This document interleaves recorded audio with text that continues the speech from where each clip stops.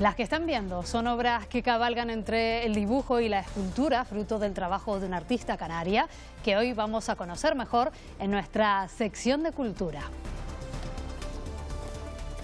Pues para ello recibimos ya como cada jueves a nuestra compañera Raquel Toste. Raquel, muy buenos días. Muy buenos días, Marta. Pues sí, estoy muy feliz porque hoy tenemos a Laura Mesa, una artista canaria a la que admiro muchísimo y que es un lujo tenerla con nosotros. Como decíamos, Laura en muchas de sus piezas, hoy nos lo va a explicar, reflexiona sobre el espacio, sobre el vacío y sobre todo la importancia del dibujo.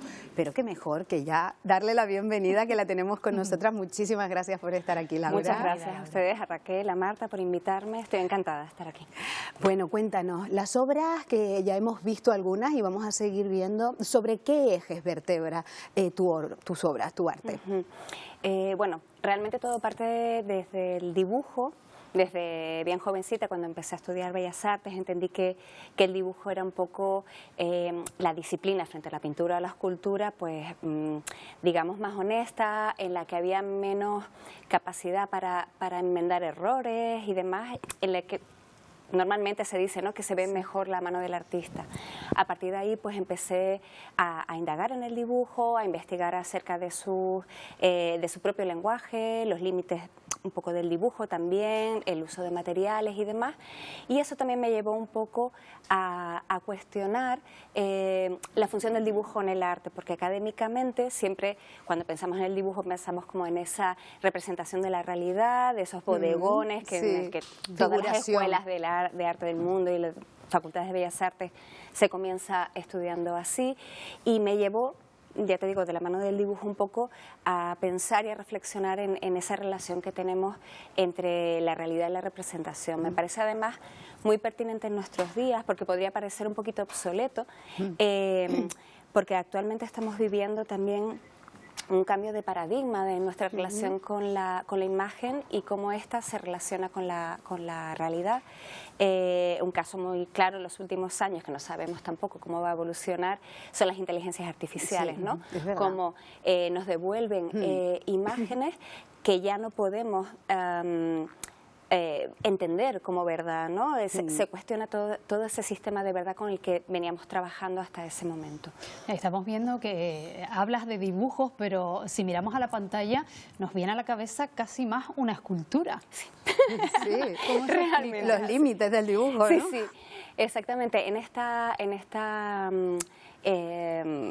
investigación que he llevado a cabo en los últimos años, realmente en un momento dado me planteé que por qué me tenía que limitar a las dos dimensiones, entendiendo el dibujo ortodoxo académico, cuando podía jugar con la realidad desde la propia tridimensionalidad, y poco a poco fui dando pasos, también aupada, ¿no?, o basándome en autores como Rosalind Krauss, ¿no?, que ya en los 80 hablaban de la pintura expandida, donde ya el arte contemporáneo no se limita, no se encasilla en pintura, escultura o dibujo, sino que realmente esos límites se borran y se da un diálogo entre los materiales y el espacio, ¿no?, en este caso.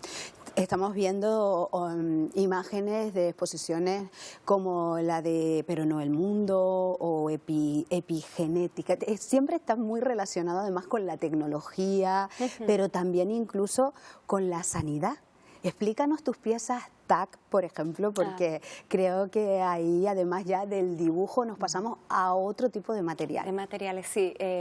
La serie TAC es el último proyecto en el que he participado, que fue invitada por TEA y por los curadores de la exposición Lo que pasa en la cabeza, que digamos que proponía una reflexión después del primer simposio de escultura en la calle, del 73, proponía una reflexión en torno a los conceptos de escultura, ¿no?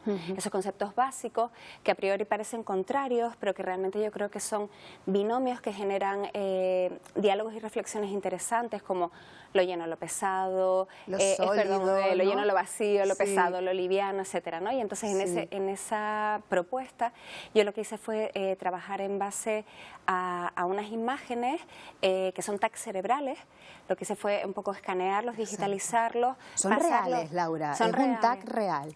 un TAC cerebral mío, de hecho. Tuyo. Y a partir de ahí... A partir de ahí, bueno, pasé la imagen, ¿no? Esa imagen que es altamente tecnificada, ¿no? Muy de la medicina contemporánea, la pasé a hierro, y esos huecos que tienen las piezas realmente son huecos de oxígeno que tenemos en nuestras cabezas. Madre, sí, entonces la obra se basa en un acto que es el tratar de atravesar esos huecos con oxígeno. Para ello lo que hago también es contraponer dos lenguajes, como son, ya te digo, ¿no? el TAC, ¿no? Que es como muy tecnológico, con una metodología milenaria como es el soplado de vidrio, para tratar eso de atravesar esos huecos con oxígeno y que quedase, digamos, inmortalizado ese momento. Fue una producción muy bonita porque la produjimos en Segovia, en la Real Fábrica de Vidrio, y fue una experiencia maravillosa con un personal estupendo, y, vamos. Y bueno, y con esta serie también, pues eso, trato un poco de seguir tensionando esos lenguajes, trabajar con nuevos materiales y demás. También he apreciado, Laura, que es muy importante en tus obras la memoria, el territorio y también el lugar donde ocurren las cosas. Quiero que ahora nos hables de una pieza fantástica que me parece formidable también, que es 300, que la hiciste en Puerto del Rosario. Háblanos de ella. Aquí la estamos viendo. Ah, estupendo. Efectivamente, precisamente en el proceso que te contaba antes, ¿no? Cuando ya pasó de las 2 dimensiones a las 3 dimensiones, interviene en mis intereses, digamos, el espacio, ¿no? Porque cuando se habla de estas dimensiones, estamos hablando de un lugar. Y a partir de ahí empiezo a producir un montón de proyectos que son site-specific, son piezas hechas para ese lugar. En este caso en particular, Puerto de Rosario me invita a participar en el simposio del pasado año, en la última edición, que se titulaba Salados, y en los que ellos lo que hacen es invitarme a pensar en el mar, en el concepto de mar. Yo ahí lo que hago es localizarme, ellos me dicen exactamente dónde voy a trabajar, y lo que hago es mapear 300 metros cuadrados de zona intermareal, porque es esa zona en la que unas horas del día denominamos tierra y otras horas del día denominamos mar, ¿no? Dependiendo de las mareas. Pero ahí vas con las láminas y dando, o sea, para que un mapeo perfecto de la zona. Sí, son láminas de aluminio muy finitas, son maleables, son resistentes pero maleables. Entonces íbamos con una metodología que basada en la arqueología, en la que va metro cuadrado por metro cuadrado, ¿no? Como registrando el terreno, la orografía, lo que es ese lugar, y vamos con la ayuda de mi asistente, que se ve en pantalla, que se llama Umayma Manchit, que hizo un trabajo maravilloso.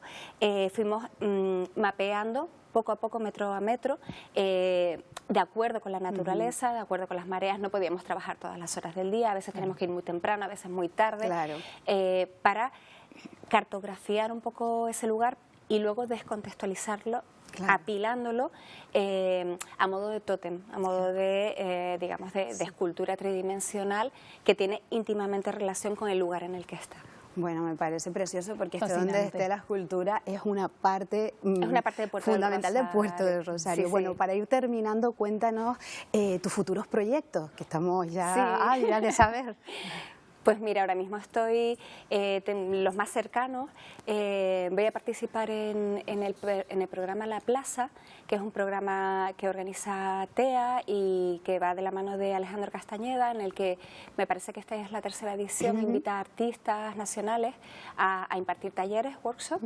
Esto va a pasar ahora ya en verano, y luego ya en otoño pues voy de la mano de Artisar a Estampa, la Feria Internacional de Arte Contemporáneo, y estoy encantada de llevar de nuevo mi trabajo allí, en un lugar que además en el que confluyen un montón de agentes y profesionales de la cultura nacional e internacional. Bueno, te deseamos todos los éxitos y además muchísimas gracias. No se muevan, porque ya que has dicho Artisar, les invito a que vean conmigo y a todos ustedes la muestra que se encuentra ahora en Artisar de Juan Carlos Batista, No verlas venir. Hace una reflexión a partir de la deconstrucción de sus obras. Vamos a verlo.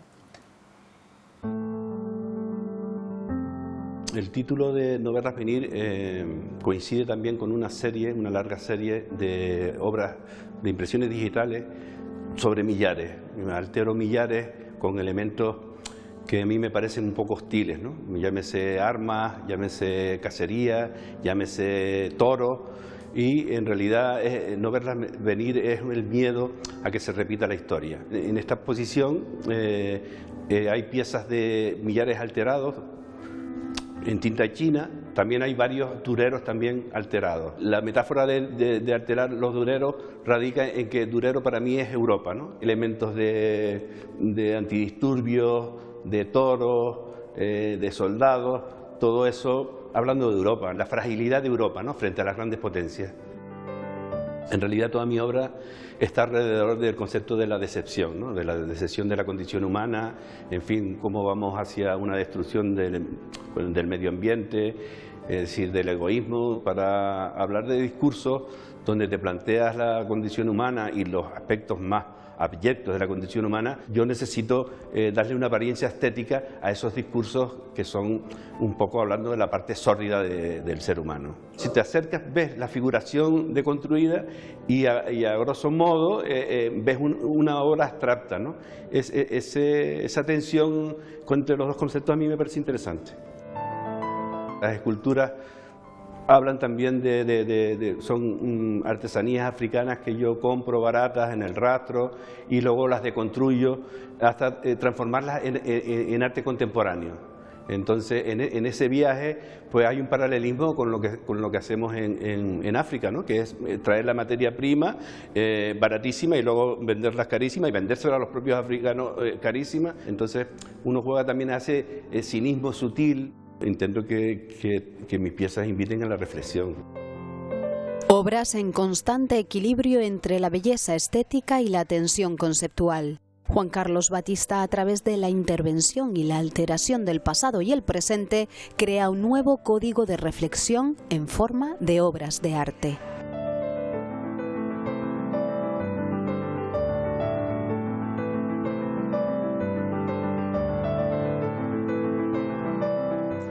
Pues ya lo saben, en Artisar, en Tenerife, Juan Carlos Batista, no verlas venir. Son unas obras preciosas, muy delicadas y sobre todo nos hacen pensar, Marta, que eso es también lo bueno que tiene el arte, ¿no? Reflexionar. Pues muchas gracias a las dos por habernos acompañado. Ha sido todo un placer, Laura. Muy buenos días. Gracias.